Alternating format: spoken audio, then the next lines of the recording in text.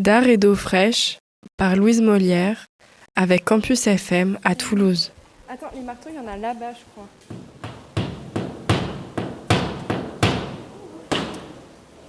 Tu penses qu'il y aura des petits fours?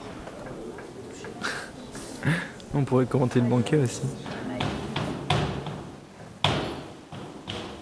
Le rendez-vous du jour a lieu à Trélazé, en banlieue d'Angers dans les Pays de la Loire, à 1 heure de Nantes en voiture, 20 heures à pied pour les plus téméraires. Avec d'anciens camarades de promo, nous préparons une exposition collective intitulée « Bande passante ».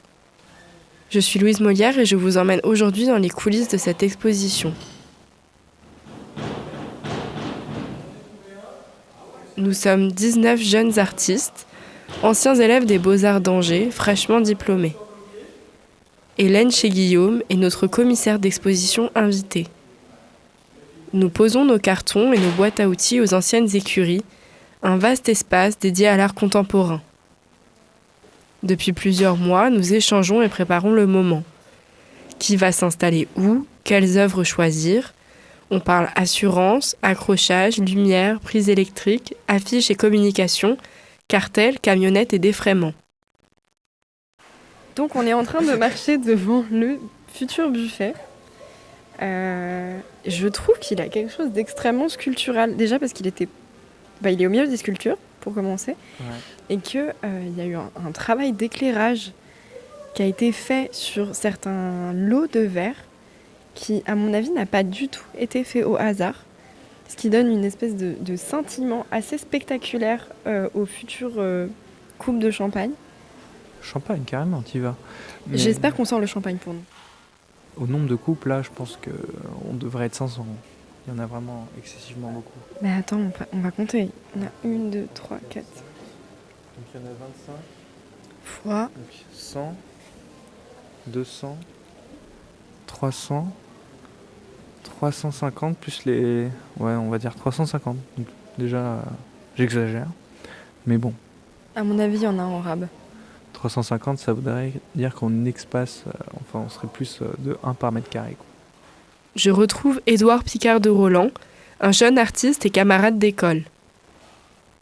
Nous sommes actuellement aux anciennes écuries de Trélazé, un endroit où on transportait de l'ardoise à dos de chevaux. En fait, c'était pas vraiment sur leur dos, ils traînaient des sortes de petites carrioles et ça c'était le long d'un rail. Mais voilà, et c'est un endroit qui est aujourd'hui devenu un centre d'art. Et il se trouve qu'on a échoué dessus. C'est pas censé être dans l'entrée? Alors, enchanté Louise, je m'appelle Édouard et je suis étudiant aux Beaux-Arts. Enfin, je fus étudiant aux Beaux-Arts d'Angers. Il nous parle de son travail. Imaginez un mur blanc. Et collé à ce mur, il y a 3 boîtes, espacées de manière plus ou moins équitable. Et ces boîtes, il y a un fil électrique qui en découle et ce fil est relié à une multiprise. Et cette multiprise est reliée à une prise. Et au sein de ces boîtes, on voit des petits personnages en train de bouger. Et c'est ce qu'on appelle des théâtres optiques. Et il faudrait imaginer des sortes de petites maisons de poupées dans lesquelles serait diffusé un hologramme. Et avec chaque boîte représente un petit appartement et est habité par un modèle 3D. Je vais voir dans la salle de repos. Est-ce que tu peux nous parler de ces modèles 3D? Qui ils sont? Est-ce que c'est toujours les mêmes personnages? Bien sûr. Bah, du coup, il y a 3 modèles 3D, c'est comme 3 colocataires. Et donc, il y a un modèle 3D central qui s'appelle Tubulaire et qui est modélisé de manière un peu sommaire. Et qui raconte un peu sa vie de modèle sommaire qui trouve pas forcément sa place parce qu'aujourd'hui on considère qu'on fait des trucs tellement réalistes qu'on se désintéresse un peu de lui. Et d'ailleurs c'est pour ça qu'ils sont colocataires, c'est qu'ils sont tous les 3 dans un dossier d'un ordinateur, un dossier qui s'appelle Fourre-tout 2 et bon, en gros on ne demande plus trop leur aide. Donc on a Tubulaire au centre et à sa droite il y a Floops. Floops, c'est un modèle 3D qui n'est pas de moi. Tubulaire, je l'ai créé, mais Floops, je l'ai trouvé dans les archives, sur les archives d'Internet, Internet Archive. Et c'est un modèle un peu comme les images ont leur format PNG, JPEG, et ben lui c'est un modèle 3D qui est en point WRL. Et c'était un format qui était destiné à afficher des modèles 3D sur Internet. À une époque où, bon, si on avait la DSL, on était bien, quoi. Et le troisième, il s'appelle Simon. Eh bien, ce Simon, c'est un modèle qui était généré par IA. C'est un autre versant de la création de modèles 3D. Donc, à la base, c'est juste un prompt, une ligne de texte qui a généré un modèle. Et s'il s'est retrouvé dans ce dossier avec les autres, c'est que le rendu n'était pas satisfaisant.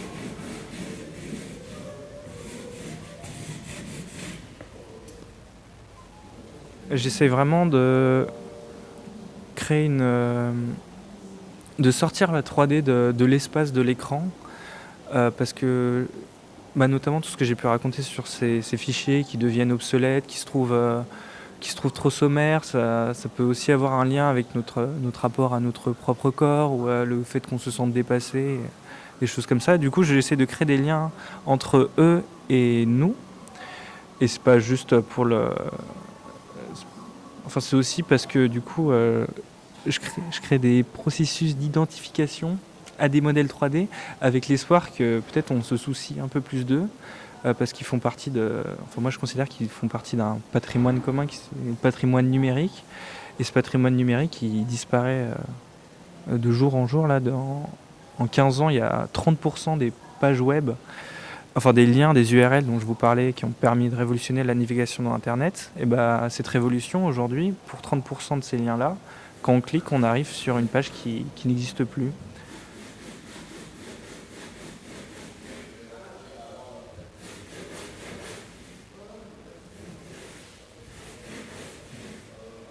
Nous voilà désormais début 2026. L'exposition ouvre ses portes dans 24 heures, c'est le rush.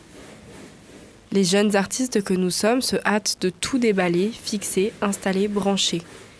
Hélène chez Guillaume, la curatrice de l'exposition, participe aussi à cette étape enthousiasmante et parfois contrariante de la mise en scène. On court partout, il manque un clou ici, la télécommande du vidéoproche a disparu. Est-ce que je peux prendre la visseuse, s'il te plaît ? Quelqu'un a vu l'escabeau ? Il faut que je galère avec le niveau à bulles. Les techniciens lumière mettent un coup de baguette magique. Ils révèlent dans un halo une sculpture, encadrent de lumière une sérigraphie, plongent la salle dans une semi-obscurité pour désigner les œuvres au projecteur.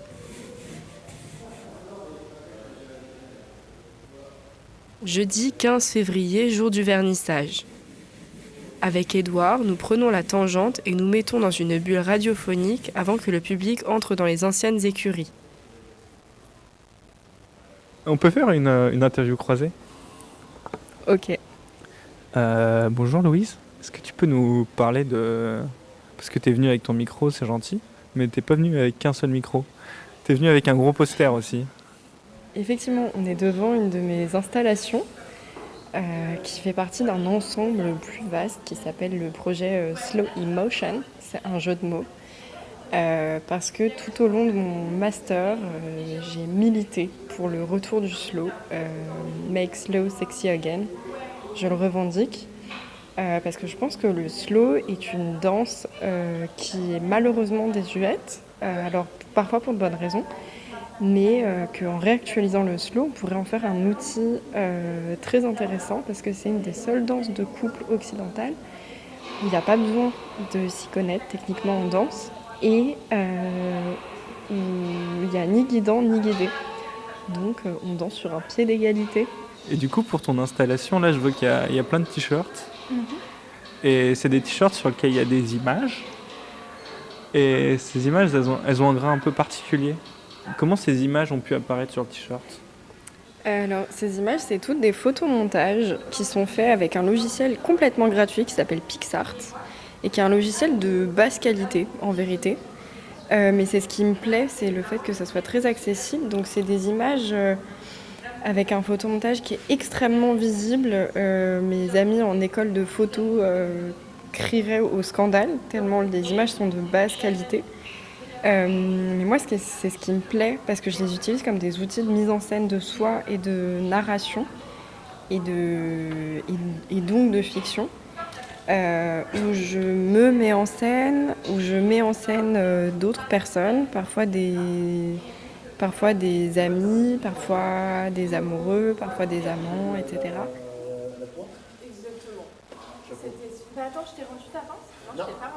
Au départ, c'était uniquement moi que je mettais en scène.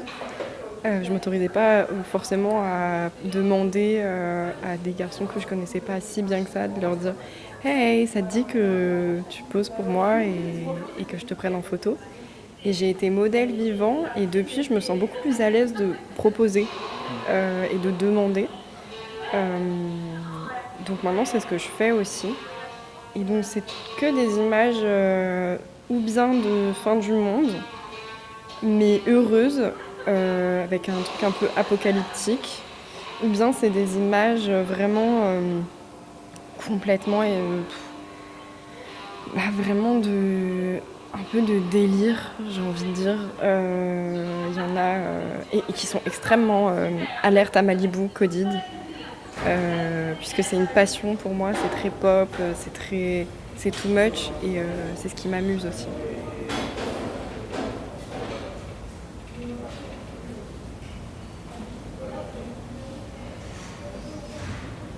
Donc j'ai utilisé un procédé qui s'appelle la sublimation, qui permet d'imprimer, enfin c'est plutôt un système de transférer des images d'un papier à un textile en les passant sous une presse qui chauffe très très fort pendant quelques secondes.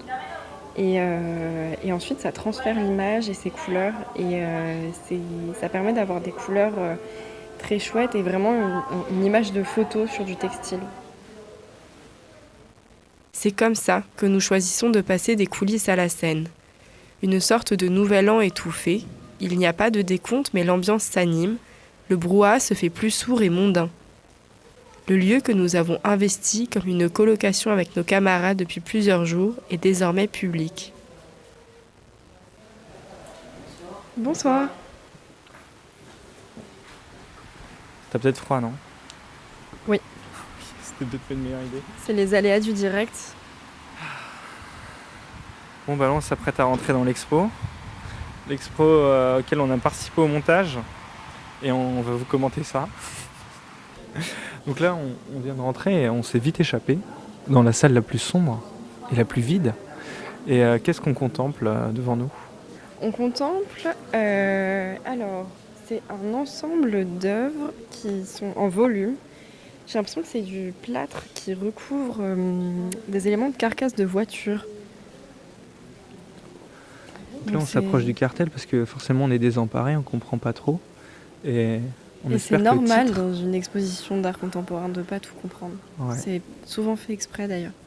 Et c'est ce qui donne le côté un peu pédant à la chose et que des gens n'y arriveront jamais. Enfin, n'y arriveront jamais. Ne s'intéresseront jamais parce que qu'on leur dit de s'intéresser à quelque chose qui n'a pas envie d'être compréhensible.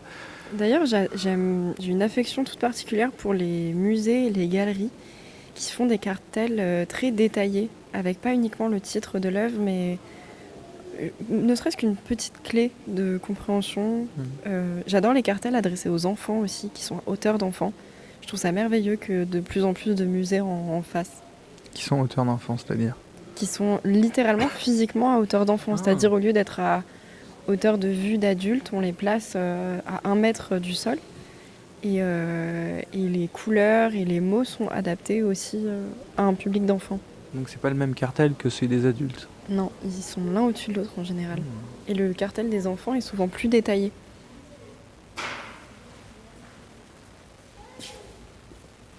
En fait, ce qui est amusant, c'est que j'ai commencé là à enregistrer Édouard avant l'ouverture du vernissage au public. Et qu'en fait, petit à petit, le lieu est complètement en train de se remplir. Donc on est passé des backstage au stage tout court. Et peut-être que le fait qu'on fasse notre propre vie du lieu qu'on connaît pourtant déjà, c'est peut-être un peu une façon aussi de nous extirper des discours qu'il y aurait à faire. Qu'est-ce que t'en dis? Est-ce qu'on est en train de... Oui, c'est une fuite en avant. Moi j'ai fait un vernissage dans ma vie. Non, j'en ai fait 2. Mais 1. Et je m'étais enfui parce que c'est trop intimidant Parce que c'est une expo, moi c'est peut-être un peu pédant à dire, mais t'exposes aussi une partie de toi. Oui, complètement même. Oui, Le oui, fait complètement. que ce soit, enfin que des gens passent, dépassent, s'arrêtent, commentent, bon c'est un peu insoutenable. Le Trop tout personnel. le tout premier vernissage que j'ai réalisé, je suis arrivée en retard. C'est tout? La Bah, fin de l'anecdote. c'est tout et en même temps, c'était une expo individuelle. Ah.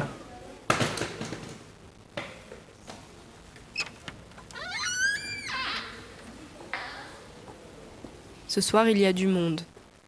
Les élus de la ville et de la région, ainsi que la directrice des Beaux-Arts, feront un discours sur un pupitre surélevé en plexiglas. Je reconnais les visages des habitués des vernissages que je croise à chaque événement culturel angevin. Il faut zigzaguer entre les œuvres, veiller à ce que la foule ne trébuche pas dessus. Je veux dire, une œuvre qui est écrasée par la foule du public le jour de son Mais vernissage, ça c'est j'y crois pas, parce que les musées c'est un endroit tellement spécial que les gens osent pas toucher. ça, c'est un vrai malheur aussi. Mais c'est une impasse aussi, parce que je pense qu'au Beaux-Arts, on veut tous se faire remarquer avec des trucs, et du coup, on se dit, ah, on va faire des œuvres interactives, on va impliquer le public, et on va créer une espèce de transcendance. Bref, on dit n'importe quoi et on fait Mais n'importe aussi quoi. parce qu'on y croit. Mais on y croit, mais on est bête. Parce qu'une fois qu'on expose ça, on se rend compte que personne ne s'approche jamais de nos trucs, parce qu'on est formaté à des musées dans lesquels on voit sûrement des choses dont on se dit qu'elles valent des millions d'euros, des centaines de milliers d'euros, et du coup, hors de question de s'approcher. Et oui, et Hors moi, de question de toucher aussi. Souvent, c'est interdit. Mais oui, et j'avoue que ça, c'est toujours un peu un drame pour moi parce que je fais partie de ces idiots dont parlait Edouard qui adorent les œuvres interactives. Et donc, j'ai toute ma scolarité d'étudiante aux Beaux-Arts, j'ai essayé chaque année de produire des projets qui avaient une forme d'interaction proposée avec le public.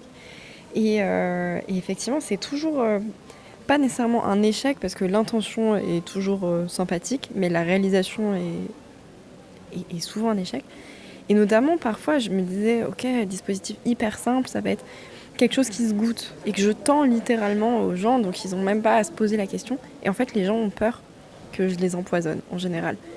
Et j'ai réussi une fois pendant un spectacle à distribuer des verres avec un jus aux gens. Et il fallait vraiment explicitement leur dire, vous pouvez le boire. Mais je voyais beaucoup de gens pas oser boire et quand même verser le jus, parce que c'était un spectacle en extérieur, et qui versait le jus discrètement par terre.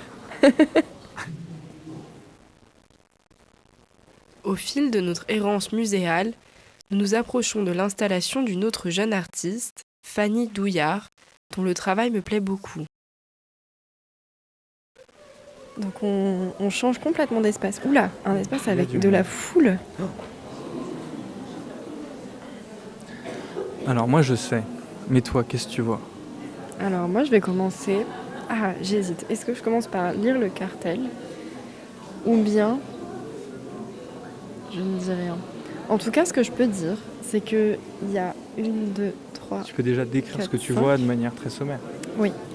Il y a 5 images qui sont dans des formats relativement réduits et en même temps, tout paraît réduit dans une exposition alors qu'en vrai, c'est déjà un format largement 20 par 30 cm. C'est très coloré, c'est très pop. Fanny m'en a parlé un petit peu tout à l'heure. Donc c'est des dessins qui ont été faits sur Paint, qui sont très très colorés, qui sont figuratifs majoritairement.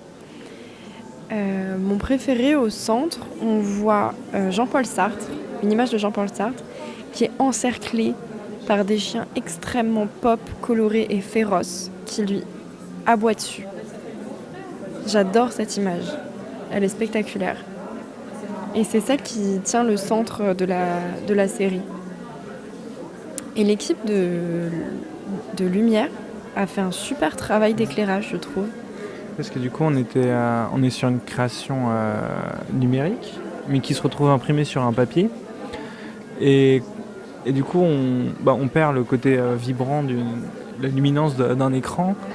et même le rapport aux pixels, parce que là tout est très réduit, donc en fait on voit même pas vraiment les pixels, alors que Paint laisse apparaître ces pixels.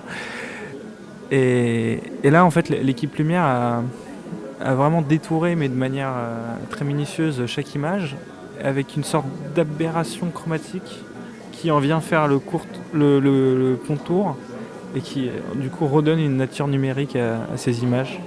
Donc cette série de Fanny, qui s'appelle donc Fanny Douillard, s'appelle Podium du Somme PNG, Pale Blue Eyes PNG, 1 vs 1 Sartre contre moi, entre parenthèses spoil je gagne.png, mythe t'as capté.png, black trombone.png. C'est une série qui a été réalisée en 2025 et donc comme on en discutait avec Edouard, ce sont des dessins réalisés sur Paint avec une impression laser sur papier et ce sont effectivement des formats 30 x 14,5 cm chacun.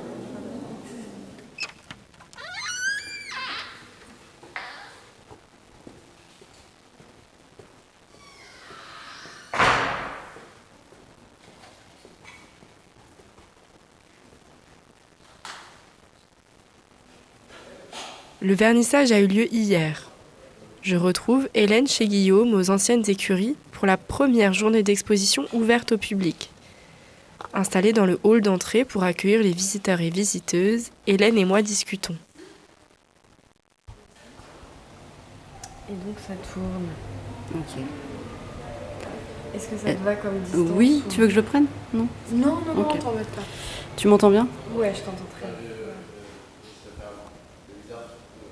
Donc je suis Hélène chez Guillaume, je suis critique d'art et commissaire d'exposition et également enseignante en école d'art en classe préparatoire. Voilà, et j'ai la chance d'être commissaire invitée par l'école des Beaux-Arts d'Angers.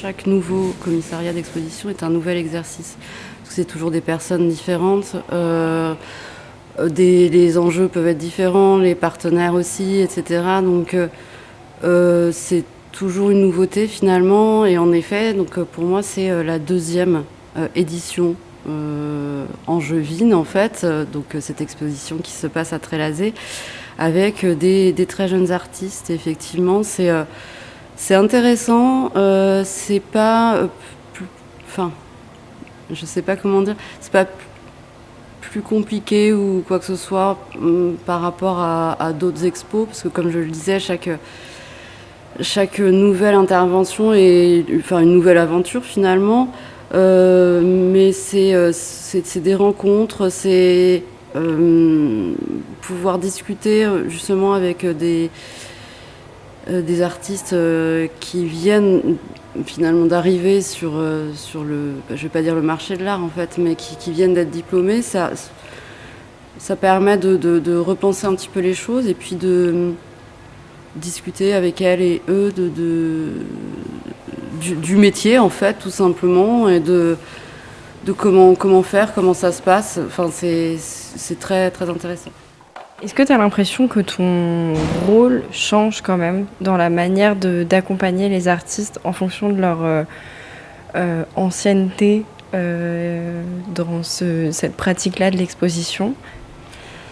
Forcément, c'est des très jeunes artistes, et en même temps, pour pas toutes et tous, mais pour beaucoup, c'est une première expérience, pas d'exposer leur travail, parce que ça, en fait, c'est une habitude qu'elles ont pris durant leurs études, mais dans un cadre vraiment dédié à l'exposition, comme celui des Anciennes Écuries.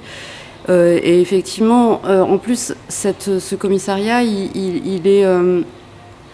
il est particulier, puisque on s'est rencontrés plusieurs fois avec du coup les artistes avant l'exposition, pour la préparer ensemble en fait, parce que l'idée aussi c'est un peu en post-diplôme de comprendre comment ça se passe pour eux. Donc il y a eu différentes sessions de travail où on a pu aborder leur démarche à l'écrit par exemple, où on a pu traiter de sujets comme comment définir une exposition, comment mener un accrochage. Donc effectivement, il y a une proximité qui s'est un peu dessinée au fil de nos rencontres avec avec celles et ceux qui étaient là durant ces ateliers, quoi. Comment tu décrirais ton métier de commissaire d'exposition? À quoi ça ressemble? Est-ce que tu as des missions types ou est-ce que c'est hyper varié? Est-ce que tu peux nous en parler un petit peu? C'est intéressant ta question parce que j'en ai discuté hier avec un de tes collègues. C'est compliqué de définir le commissariat d'exposition parce qu'encore une fois, chaque nouvelle session de travail est différente. Mon métier, c'est de faire des expositions avec des artistes. Il y a la partie écrite aussi qui est importante, que ce soit... moi j'aime beaucoup écrire en fait sur l'exposition en elle-même, avec le travail des artistes qui est exposé. Travailler aussi sur l'installation des œuvres en fait, avec vraiment conjointement avec l'équipe de régie, parce que comme on l'a vu ici pour cette exposition, la régie c'est très très important aussi, c'est comment montrer ces pièces en fait, ça fait partie de la réflexion curatoriale. Mais l'accompagnement en fait, c'est vrai quand on dit commissariat, on dit aussi curateur. Et curateur, ça vient de la cure, prendre soin. Et en fait, mon métier aussi, c'est de prendre soin des artistes parce que je pense que, en fait, et on sait, c'est pas facile de s'exposer puisque c'est vraiment son intimité, sa pensée qu'on met à jour en fait. Et donc, mon métier, c'est aussi peut-être d'avoir une boîte d'aspirine dans ma poche pour s'ils ont mal à la tête. Enfin voilà, c'est assez pluriel, quoi. Après, il y a ces histoires de... chaque expo est différente, on peut imposer une thématique. Et puis voilà, le travail, c'est aussi de trouver des liens, comme pour le cas d'une exposition collective, en fait. Qu'est-ce qui marche ensemble? Ou justement, qu'est-ce qui ne marche pas ensemble? Qu'est-ce qui dialogue? Comment créer du sens? Comment créer plusieurs sens aussi dans une exposition?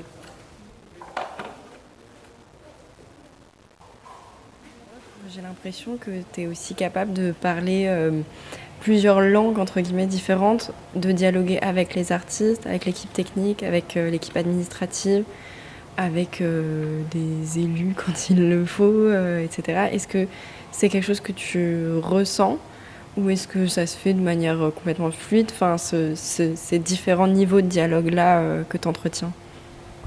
C'est vrai que c'est intéressant ce que tu dis parce que maintenant j'ai acquis une certaine habitude finalement de faire ça. Mais oui, c'est plusieurs langages différents. Et c'est vrai qu'avec le cas de Trélazé, on a vraiment typiquement ce cas de figure où on doit parler avec des personnes différentes et adapter finalement notre langage, tu as raison, à ces différentes personnes. Et de toute façon, dans une exposition, il y a justement... C'est des espaces-temps qui se suivent et qui sont extrêmement différents les uns des autres. C'est-à-dire que pendant tout le temps du montage, on est un peu enfermé dans notre bulle avec les artistes, les équipes techniques, etc. On est une famille, en fait. C'est comme une nouvelle maison. Et à un moment donné, on ouvre les portes de cette maison. Et on accueille effectivement des élus, du public, variés, tout ça. Donc c'est une autre posture aussi. C'est pour ça que je trouve aussi intéressant que les artistes fassent... moi, j'aime beaucoup faire l'expérience de mes expos, c'est-à-dire aller y faire de la médiation, comme aujourd'hui. Et je trouve intéressant que les artistes aussi le fassent pour comment expérimenter son expo, comment parler de son travail, du travail des autres, etc., et d'une expo dans sa globalité.